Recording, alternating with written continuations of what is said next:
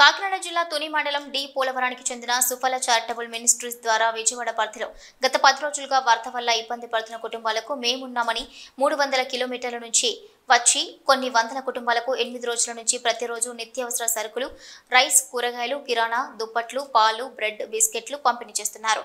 ఈ కార్యక్రమంలో సుఫల trust president Suragala Prasad, Vipparthi సమర్పణ, గెడ్డెం రమేష్, గెడ్డెం నాగరాజు, పలివేల దుర్గా ప్రసాద్, పెద్దపూడి నాగబాబు తదితరులు పాల్గొన్నారు. అందరికీ ప్రభు పేరట హృదయపూర్వక వందనాలు తెలియపరుస్తున్నా.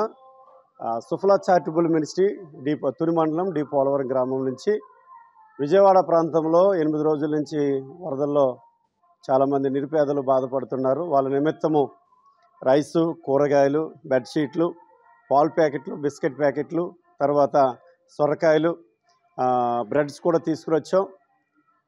ఇటువంటి నిరుపేదలకి మీ వంతు కూడా మీరందరూ కూడా సహాయం చేయవలసిందిగా, వీడియో చూసిన వాళ్ళందరూ కూడా చేయవలసిందిగా నేను ప్రభుపేట మనవి చేస్తున్నా. దేవుడి చిన్న మాటలు దేవుడు దీవించునుగాక. ఆమేన్.